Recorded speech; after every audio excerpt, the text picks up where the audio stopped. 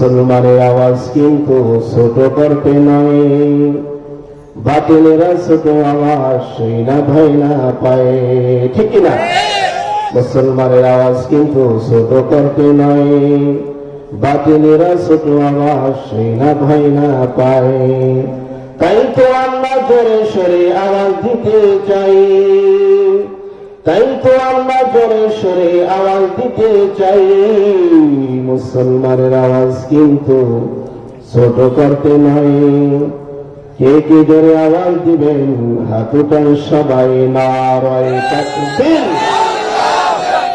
নারায়ে তাকবীর। আল কোরআনের আলো, আল হাদিসের আলো, ওয়াজ মাহফিল যেখানে, গান বাজনা যেখানে, হাত নামান।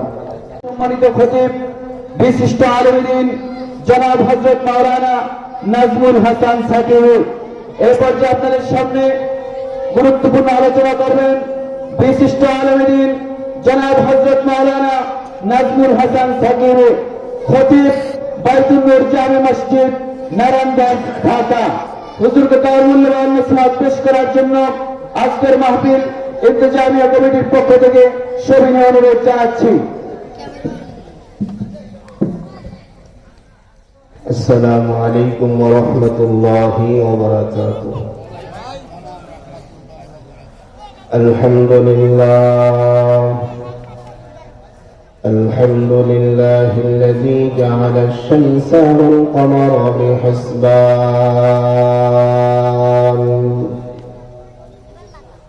ওয়ান নাজমা ওয়াশ-শাজারা ইয়াসজুদান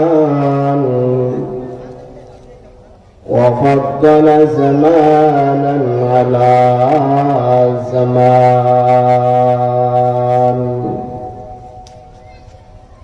كما فضل مكانا على مكان وإنسانا على إنسان. ونشهد أن لا إله إلا الله وحده لا شريك له، لا ضد له ولا ند له ولا مثل له. ونشهد أن سيدنا وسندنا وحبيبنا وحبيب ربنا وطبيبنا وطبيب قلوبنا ومولانا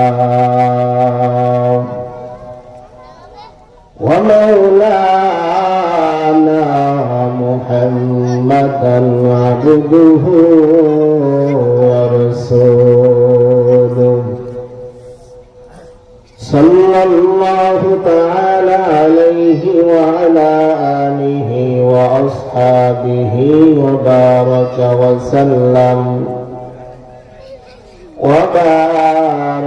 وسلم تسليما كثيرا كثيرا. أما بعد فأعوذ بالله من الشيطان الرجيم. بسم الله الرحمن الرحيم.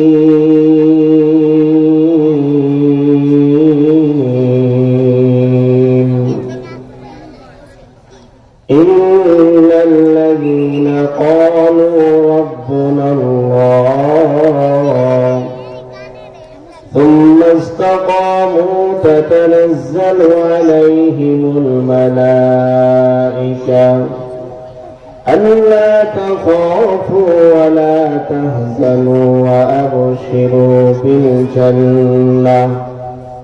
وأبشروا بالجنة التي كنتم توعدون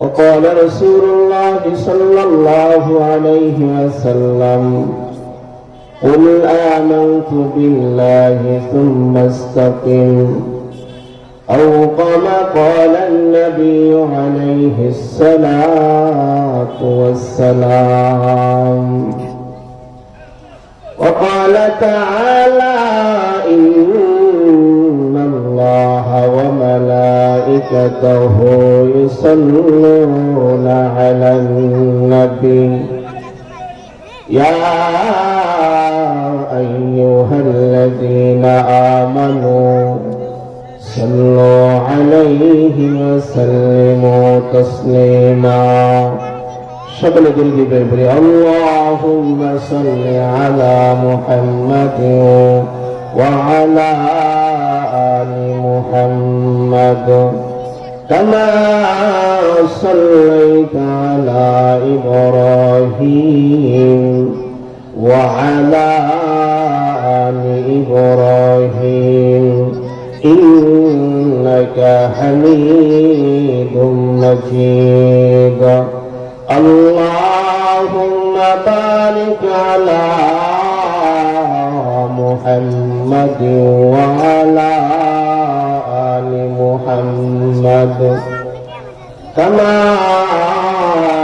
باركت على إبراهيم وعلى آل إبراهيم إنك حميد مجيد بلغ العلا بكماله كشف الدجى بجماله حسنت جميع خصاله صلوا عليه وآله أسماء زمين لوح قلم جسن بنايا أسماء زمين لوح قلم جسن بنايا عزت کی عبادت کے لیے ہم کو بجایا عزت کی عبادت کے لیے ہم کو بجایا دنیا کی صداقت میں تیرا نام رہے گا صدیق تیرا نام سے اسلام رہے گا صدیق تیرا نام سے اسلام رہے گا دنیا کی عدالت میں تیرا نام رہے گا عمر تیرا نام سے اسلام رہے گا عمر تیرا نام سے اسلام رہے گا دنیا کی سخاوت میں تیرا نام رہے گا عثمان تیرا نام سے اسلام رہے گا عثمان تیرا نام سے اسلام رہے گا دنیا کی شجاعت میں تیرا نام رہے گا علی تیرا نام سے اسلام رہے گا علی تیرا نام سے اسلام رہے گا لا الہ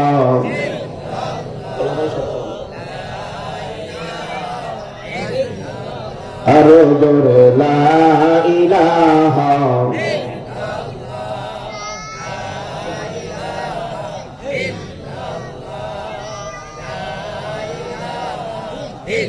ارجو لا الہ ہے نا ارجو لا الہ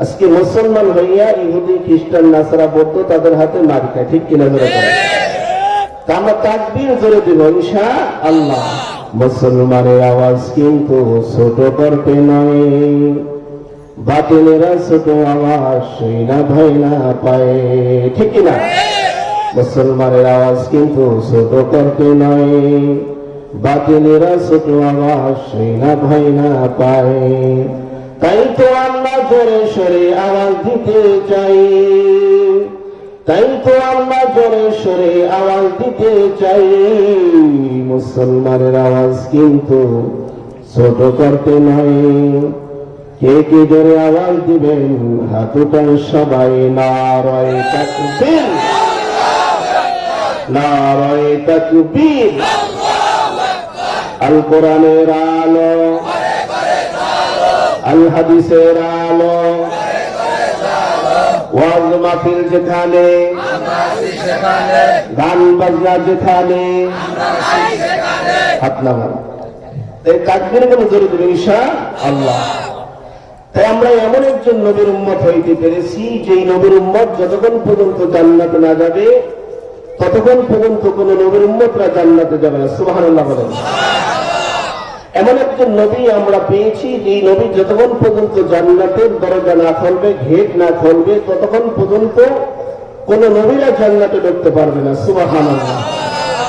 এই নবীর উম্মতের পাওয়ারও অনেক বেশি। যেমন পাওয়ার জানেন, হযরত আবু বকর সিদ্দিক রাদিয়াল্লাহু তাআলা আনহুর কাছে একজন জিবরিল মানুষের রূপ ধারণ করে এসেছেন। আসার পরে হযরত আবু বকর সিদ্দিককে বলেন, আবু বকর আপনি বলেন তো এখন জিবরিল কোথায় আছে? সুবহানাল্লাহ বলেন। কেমন পাওয়ার দেখেন। হযরত আবু বকর সিদ্দিক রাদিয়াল্লাহু তাআলা আনহু বলেন, আমাকে একটু সময় দেন। সময় দেওয়া হলো, চক্ষু বন্ধ করলেন। চোখ বন্ধ করার পর কিছুক্ষণ পর চোখ খুললেন। হযরত আবু বকর সিদ্দিক রাদিয়াল্লাহু তাআলা আনহু বলেন, আমার সামনে আপনি দাঁড়ানো, আপনি হবেন জিবরিল। সুবহানাল্লাহ। জিবরিল আলাইহিস সালাতু ওয়াস সালাম বললেন, কিভাবে আপনি বললেন আমি জিবরিল? তখন বলে, আমি আপনার কাছে সময় চেয়েছিলাম, সময় চাওয়ার পরে আমি চক্ষু বন্ধ করেছি। চক্ষু বন্ধ করার পর 7 আসমান ঘুরে ঘুরে দেখলাম, 7 জমিন, জান্নাত, জাহান্নাম, এমনকি তামাম পৃথিবী ঘুরে ঘুরে দেখলাম, কোন জায়গায় আপনাকে পাই নাই। আমার মনে হলো আপনি আমার সামনে দাঁড়ানো, আপনি জিবরাইল হবেন। সুবহানাল্লাহ।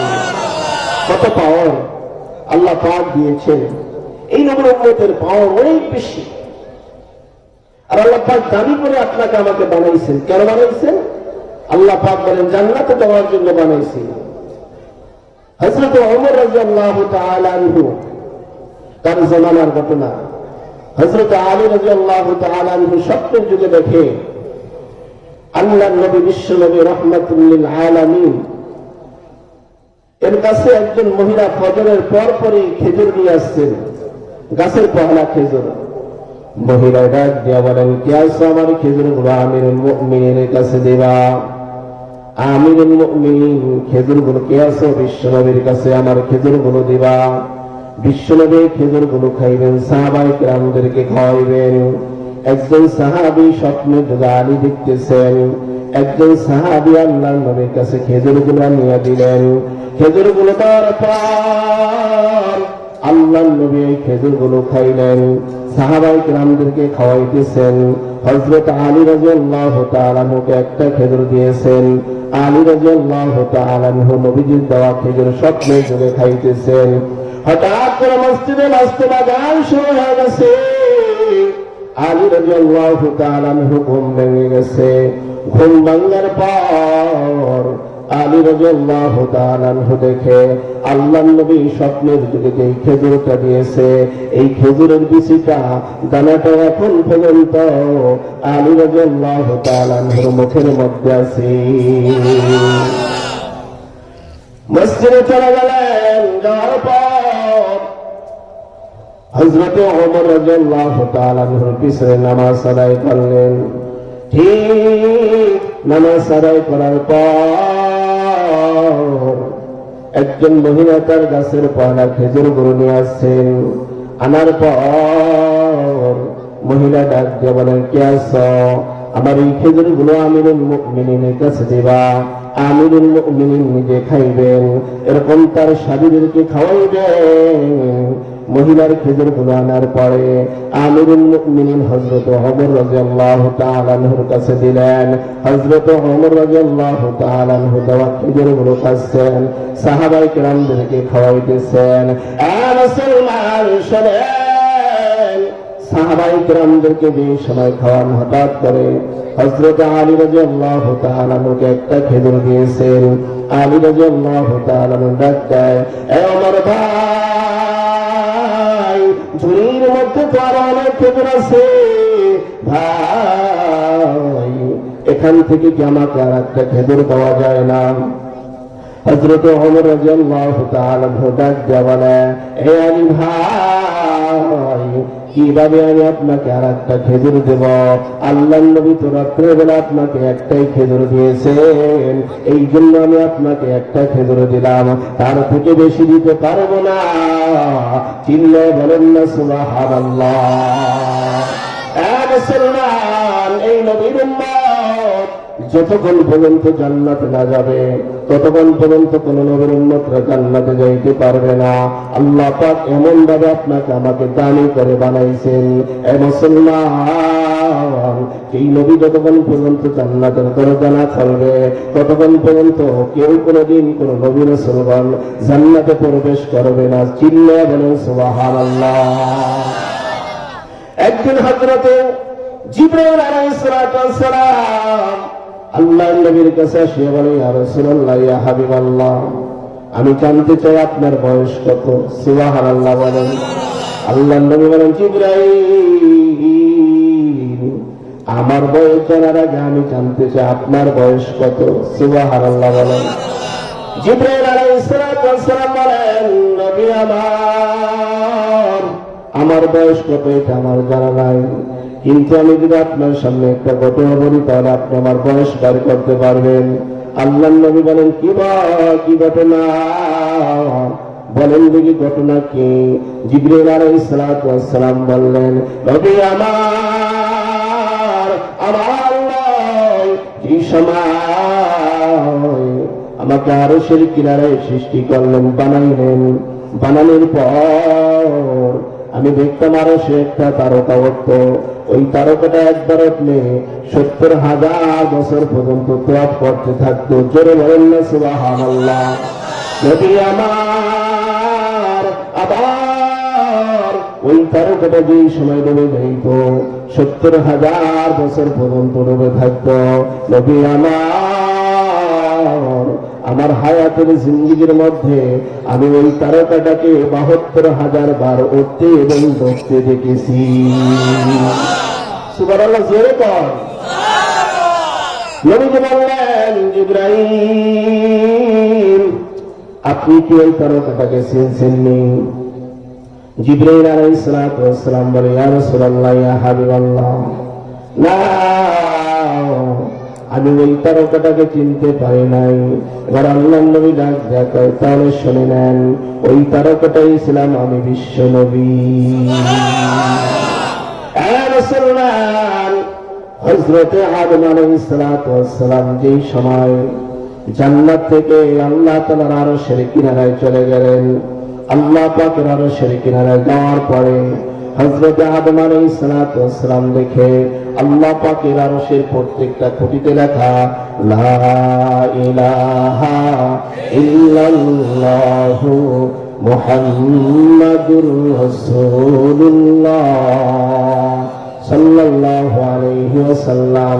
হযরত আদম আলাইহিস সালাম বলে, আল্লাহ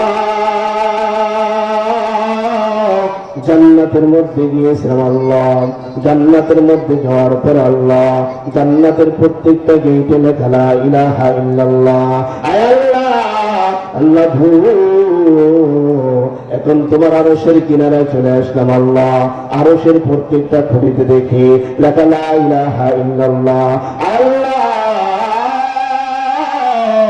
আমার জানতে বড় ইচ্ছা হয়, আল্লাহ লা ইলাহা ইল্লাল্লাহ হলেন আপনি, মুহাম্মাদুর রাসূলুল্লাহ তিনি কে? আমার আল্লাহ রাব্বুল আলামিন তখন ডাক দিয়ে বলে, আদম শোনো, তিনি হলেন আমার হাবিবুল্লাহ, আমার দোস্ত। আমি আল্লাহ রাব্বুল আলামিন যদি আমার এই দোস্তকে না বানাইতাম, আমি আল্লাহ তাআলা আসমান বানাইতাম না, জমিন বানাইতাম না, চন্দ্র সূর্য কিছুই আমি আল্লাহ বানাইতাম না, এবং কি তুমি আদমকে আমি আল্লাহ বানাইতাম না। চিল্লে বলেন না সুবহানাল্লাহ। তাই বুঝা গেল এই পৃথিবী সৃষ্টি করার শত শত বছর আগেই আল্লাহ পাক আপনার আবার নবীকে বানাইছেন। সুবহানাল্লাহ বলেন। এই নবীর উম্মত হইয়া খুশি না বাজার? তো আলহামদুলিল্লাহ বলতো, আর জোরে করে আলহামদুলিল্লাহ, সুবহানাল্লাহ, আলহামদুলিল্লাহ, লা ইলাহা ইল্লাল্লাহ, আল্লাহু আকবার। আমরা সবাই খুশি তো ইনশাআল্লাহ। এমন একজন নবী আল্লাহ পাক আপনাকে আমাকে দিয়েছেন। হযরতে আয়েশা সিদ্দিকা রাদিয়াল্লাহু তাআলা আনহার কাছে মহিলারা আসিয়া প্রশ্ন করলেন, আয়েশা, মিশরের মহিলারা ইউসুফ আলাইহিস সালামের চেহারা দেখার পরে ইউসুফ আলাইহিস সালামের চেহারার দিকে তাকাইয়া তাদের হাতের আঙ্গুলগুলো কেটে টুকরো টুকরো করে ফেলেছে। আয়েশা শোনো, আমার নবী কেমন সুন্দর ছিল এটা আমাদেরকে একটু বলো। আয়েশা রাদিয়াল্লাহু তাআলা আনহা ডাক দিয়ে বলে, আমার নবী কেমন সুন্দর ছিল এটা জানতে চাওনি? তাহা জানতে চাই। আয়েশা রাদিয়াল্লাহু তাআলা আনহা বলেন, তাহলে শুনে নাও। একদিন আমার হাত থেকে সুইটা পড়ে গিয়েছে, সুইটা আমি তালাশ করে পাই না। আমার নবী যেই সময় শরীরে পড়ে আমার ঘরের মধ্যে তাশরিফ আনলেন, আনার পরে দেখে আল্লাহর নবীর চেহারা এত সুন্দর ছিল। নবীজির চেহারার আলোতে ওই যে সুইটা দরজার কিনারায় পড়ে রয়েছে, আমি আয়েশা ওই সুইটা পর্যন্ত দেখতে পাই। মুসলমান, এই সময় আয়েশা সিদ্দিকা রাদিয়াল্লাহু তাআলা আনহার কাছে বললেন, আমার নবী কেমন সুন্দর ছিল, কেমন সুন্দর ছিল, এটা একটু আমাদেরকে বলো। এই কথা বলার পর আয়েশা রাদিয়াল্লাহু তাআলা আনহা বলে, তাহলে শুনে নাও। ইউসুফ আলাইহিস সালামের চেহারার দিকে তাকাইয়া মিশরের মেয়েরা তাদের হাতের আঙ্গুলগুলো কেটে কেটে টুকরো টুকরো করে ফেলেছে। আমার নবী এমন সুন্দর ছিল, এমন সুন্দর ছিল। আমার নবীর চেহারা যদি তারা দেখতো, হাত কাটা তো দূরের কথা, তাদের ভিতরের কলিজা পর্যন্ত কেটে ফেলতো। মুসলমান শোনেন, হযরতে হালিমাতুস সাদিয়া যে সময় আল্লাহর নবীকে আমিনার কাছে দিয়ে যায়, আমিনাকে ডাক দেয়, আমিনা, তোমার সন্তানটাকে একটু দেখিয়ে রাখিও, কেননা এত সুন্দর সন্তান আমি আমার জীবনে আর কোনোদিন দেখি নাই। আমিনা ডাক দেয়া কয়, হালিমা, তুমি থাকো গ্রামে, তুমি কয়টাই সন্তান দেখছ? আমি থাকি শহরে, আমার সন্তান মুহাম্মাদের মতো এত সুন্দর সন্তান আমি আমার জীবনে আর কোনোদিন দেখি না। ইতিমধ্যে হযরত জিবরীল চলে আসছেন। জিবরীল আসার পরে বলেন, আমি এমন একজন ফেরেশতা যিনি তামাম পৃথিবীর শত শতবার ভ্রমণ করেছি, তামাম পৃথিবী ঘুরে ঘুরে দেখছে এই মুহাম্মদুর রাসূলুল্লাহ সাল্লাল্লাহু আলাইহি ওয়াসাল্লামের মতো এত সুন্দর সন্তান আমার জীবনে আর কোনোদিন দেখি না। আল্লাহ পাক বলেন, হালিমা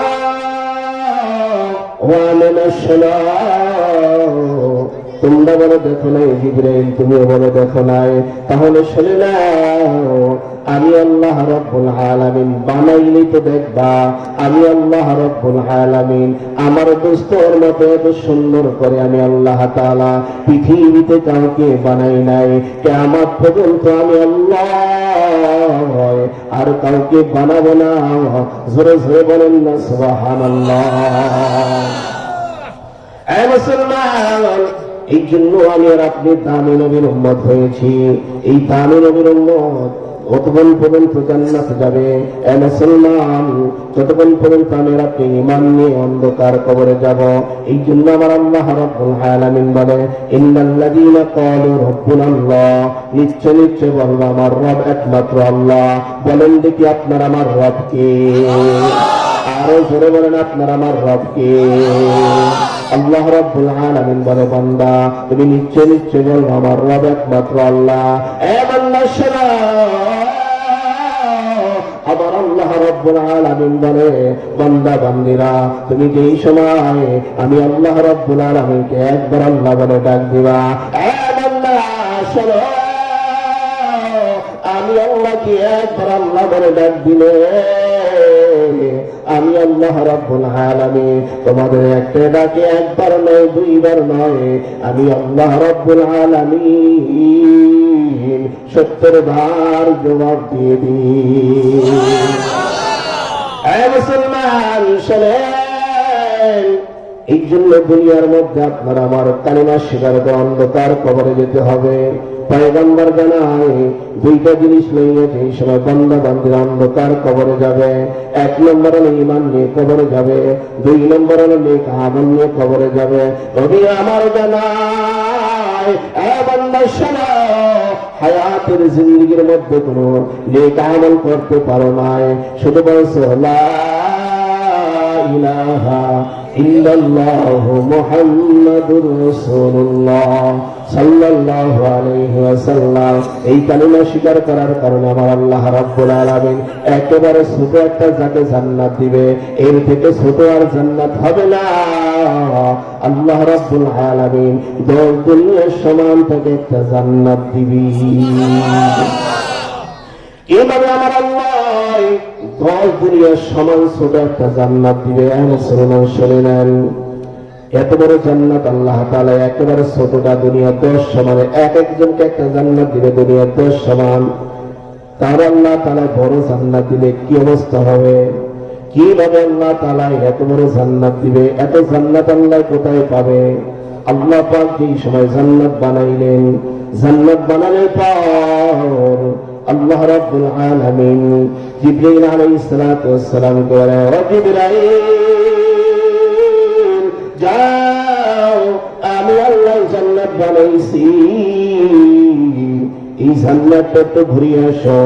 জিবরাইল আলাইহিস সালাতু ওয়াস সালাম বলে, আমি জান্নাতটা ঘোরার জন্য গিয়েছি, জান্নাতের মধ্যে একটা মাঠ আছে, সেই মাঠের নাম হলো মসজিদ। আমার আল্লাহ রাব্বুল আলামিন আমাকে একটা নয়, দুইটা নয়, আমার আল্লাহ আমাকে 600 টাকা দান করেছেন। সুবহানাল্লাহ। এ মুসলমান শোনেন, আমার আল্লাহ রাব্বুল আলামিন জিবরাইল আলাইহিস সালাতু ওয়াস সালামকে 600 টাকা দান করেছেন।